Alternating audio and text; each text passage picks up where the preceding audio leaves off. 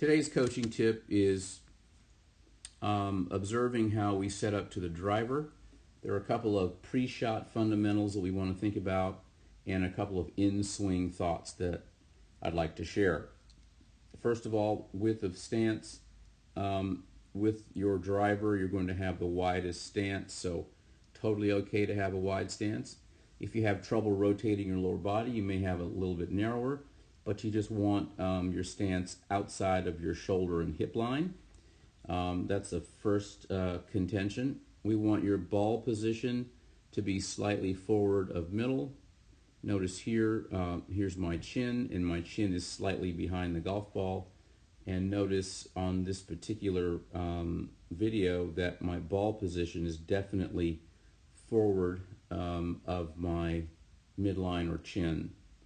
We want to do that because if you notice where the yellow line is representative underneath my chin, and that's more or less the bottom of the swing arc.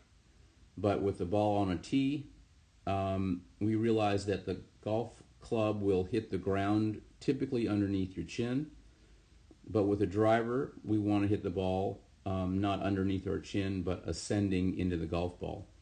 So the bottom of the swing arc will land right there and then start to go up into the golf ball after that point. So we always want to have your head slightly behind the golf ball at your address position for the driver, and then you want to maintain it throughout until impact.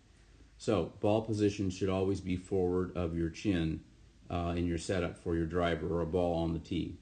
Okay, so slightly wider stance, ball position slightly forward, chin slightly back.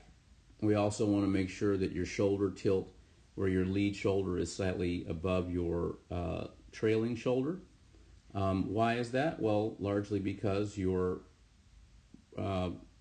trailing hand is lower than your lead hand, so it should be that your shoulders have the same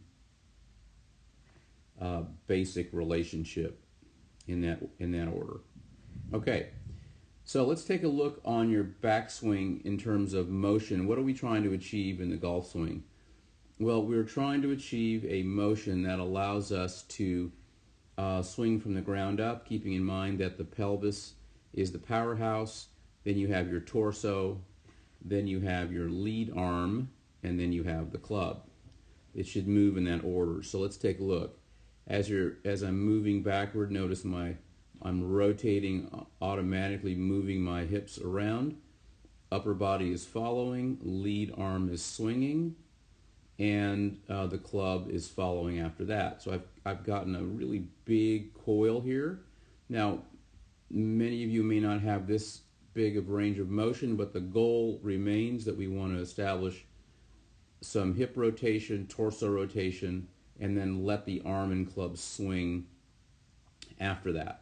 Now, on the way down, it's simply a reverse of that. I've gotten a great coil here, and then at the top of my backswing, I'm allowing the lower body to unwind, the upper body follows, the lead arm, and then the club in that order. That's your sequence of motion.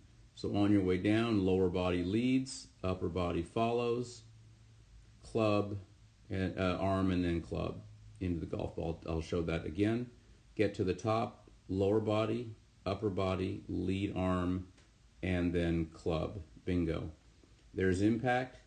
I've hit this ball actually quite well. Head's staying back behind it. Left arm is pretty straight along with the shaft. And as I continue on in the rotation, I'm just allowing my arms to follow as my body continues to rotate in completion to the end of the swing. So we want to have a nice setup where the ball position is forward of middle, semi-wide stance, head position behind the golf ball. And in the golf swing, we want to feel like we're going to have a full hip rotation, full torso rotation, and let the hands and arms swing around as a result of that. Okay, this will conclude our golf tip of the day. If you have any further questions about this tip or any other, please feel free to contact me at gdean@pgawest.com. Thanks so much and have a great day.